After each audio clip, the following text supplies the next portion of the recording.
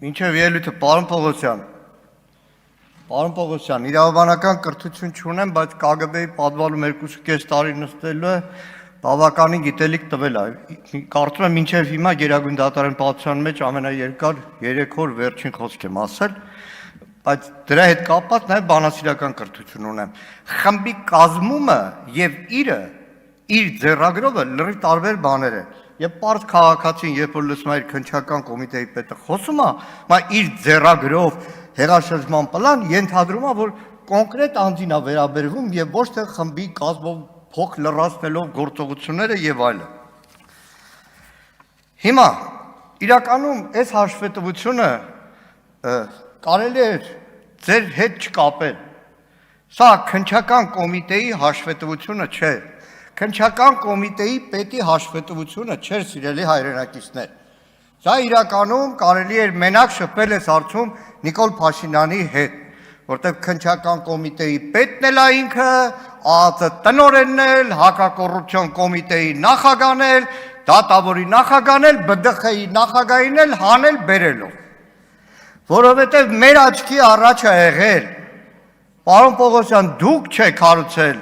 քննչական կոմիտեն չի հարուցել, օրինակ Սամվել Կարապետյանի դեմ քրեական գործը, հարուցել է Նիկոլ Փաշինյանը մեր աչքի առաջ։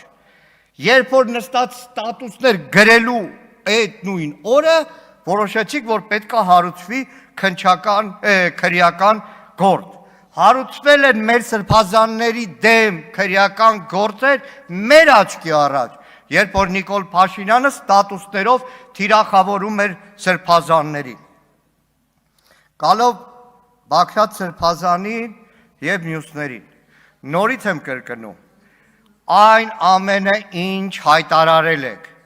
ինչ որպես քննչական խումբ ձևակերպել եք, հետո գլխավոր դատախազը եկել է այստեղ Արթուր Սարգսյանի անդրմխելության հարցում փուչ է դուրս եկել։ Դուք ասում եք օպերատիվ ձևով մեր իրավապահները կանխել են։ Ոչ, չեն կանխել, որովհետև այն գործողությունները իսկ իրականում քաղաքացիական անհնազանդության, բողոքի ցույցերի նախապատրաստման, այդ բոլոր գործողությունների ժամկետը 2024 թվականն էր։ Դուք Բագրատ Սրբազանին, պարոն Բինյան, պատգամները կլի չխանգարեն քննչականի պես։ Եվ դուք քրեական գործ հարուցել եք,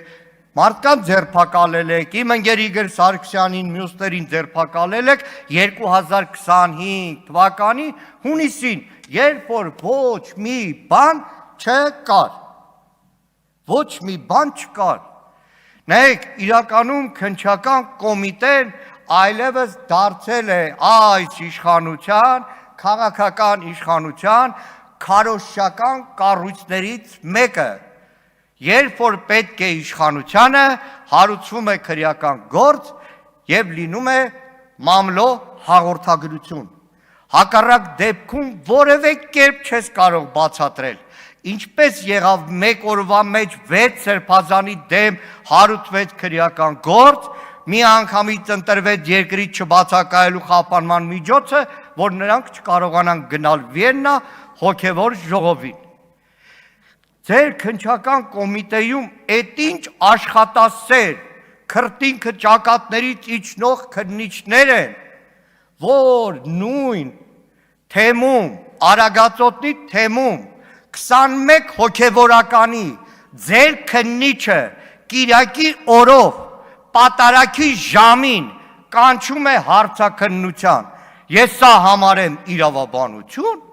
համարեմ արդարադատություն, համարեմ մեր քննչական կոմիտեն 24 ժամ աշխատում է, թե պարզապես պատարագ տապալելու քննչաքաղաքական գործողություն։ Քննչական կոմիտեն քարոզչական մարմին է։ Ես մեկ օրինակ նույն դաշնակցության օրինակով ասեմ։ 26 թվականի հուլիսի 7-ին ձերբակալվում են 6-7 տղա, այդ թվում իմ որդին։ Ընդ որում նրանցից 4-ը, որը վստահ իրավապահներին հայտնի է, ունեն որսորդական զենքեր կրելու օրինական իրավունքներ։ 7-ից թե 6-ից 4-ի տանը կան օրինական զենքեր, Ինչ է անում մեր քարոզչակ քննչական կոմիտեն, նկարում է այդ բոլոր զենքերը, հա, այնտեղ մի հատ էլ մայկա կար, մահ կամ ազատություն վրան գրած, երևի քննիչները համարել էին քրեական հանցանք։ Նկարեց այդ ամեն ինչը, կանխվել է ահաբեկչական խմբավորում, ահաբեկչություն, զենքեր, հարայ, հուրույ, հասեք դաշնակցությունը զենքերով, էլի ահաբեկչությունա պլանավորում։ Ինչ եղավ, 4 օր հետո այդ բոլոր տղեկին կեպեզեից թողեցին առանց մեղադրանքի։ Առանց մեղադրանքի։ Բոլորին մի քանի ամիս հետո եկան ասին տղեկ, եկեք դեր զենքերն է տարեք։ Ոչ մի բան չկար։ Մնաց այն մամլո հաղորդագրությունը, որ տարածում էր քննչական կոմիտեն, զենքեր, ահաբեկչություն, այսպես, այնպես։ Իդեպ, այդ զենքերի հետ կապված։ Հուլիսի 7-ին առավոտյան քննիչները ներխուժում են նաև մեր տուն, որդուս փաստացի բնակության հասցեն խուզարկելու համար։ Հայտնի պատմությունն է։ Հեռախոսս ուզում են արգրավել, ասում իրավունք չունեք, պատգամավոր, անձեռմխելիություն, մարդու իրավունքների պաշտպանի գրասենյակ զանգ։ Հետո իրականում ստորաբար եղավ, կռիվ եղավ, քաշքշեցինք իրար, բայց տարան հեռախոսս։ Դատախազին գրություն եմ ուղարկում, տիկին դատախազ, քննչական կոմիտեն խախտել է պատգամավորի անձեռմխելիության իրավունքը, ընդունեք հաղորդում հանցագործության մասին։ Քննչական կոմիտեի դեմ եմ գրել։ Ինչ է անում տիկին գլխավոր դատախազը, նամակը ուղարկում է քննչական կոմիտե։ Քննչական կոմիտեն էլ ասում է, այստեղ հանցագործություն չկա։ Օգոստոսի 1-ին վերադարձնում են ձեր գործընկեր ազգային ժողովի պատգամավոր Գեղամ Մանուկյանի հեռախոսը։ Այս սրանով չի ավարտվում։ Քննչական կոմիտեն հանցանք է կատարում։ Պաշտոնական տեղեկանք, տեղեկատվական անվտանգության լավագույն մասնագետներ։ Հիշեցնեմ, օգոստոսի 1-ին են վերադարձում իմ հեռախոսը։ Մանրամասն, վարկյան վերլուծած, եզրակացություն, վերլուծությունները հիմք են տալիս պնդելու, որ 25 թվականի հուլիսի 29-ին, նույնիսկ ժամերը կան, սարքը ենթարկվել է ֆիզիկական ֆորենզիկ հետազոտության, որի ընթացքում արտահանվել են անձնական հաղորդակցության տվյալները։ Սա է մեր քննչական կոմիտեն։ Երբ որ պատգամավորի տնից, պատգամավորի ձեռքից կարող են հեռախոսը գողանալ, ձև անել, որ կնքված է, վերջում էլ ասել պարոն Մանուկյանեսի ձեզ, բայց բոլոր տվյալները մեջի ցանեն։ Սա է մեր քննչական կոմիտեն։ Այն քննչական կոմիտեն, որ հատորով Բաքրատ Սրբազանի գործով գաղտնալսումներ է իբր թե արել, 50%-ի վրա գրված է չի լսվում։ Այն քննչական կոմիտեն, որ այդ մեղադրական եզրակացությունը սարքել է,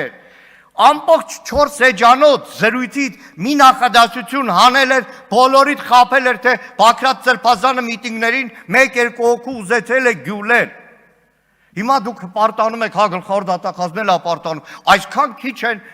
կալանքը իբրև խափանման միջոց։ Այստեղ խոսք եղավ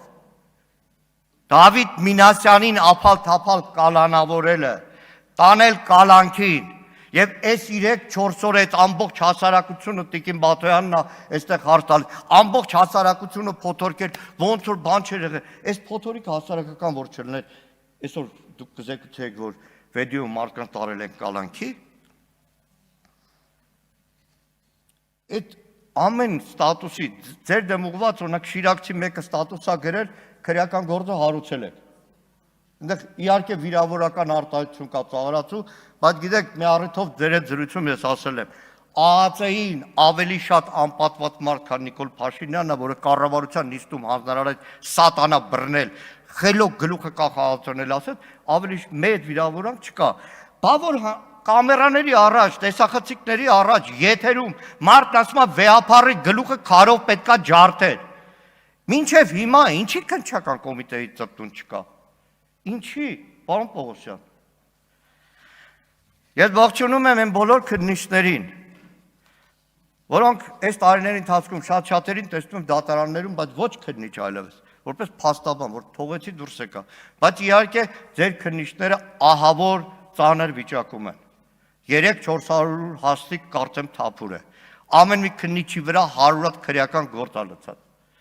Բայց այդ չի խանգարում, որ 21 քահանայի ամբողջ թեմի քահանաներին մի քննիչը կիրակյորով կանչի հարցաքննության։ Ու չգիտես, էլի արդարություն, արդարադատություն, օրենք, բան չեմ ասում։ Վերևն Աստված կա ընդամենը։ Մտքերի փոխանակությունն ավարտվեց, պարոն Պողոսյան, եզրափակիչ ելույթի կարիք եթե տեսնում եք, համեցեք։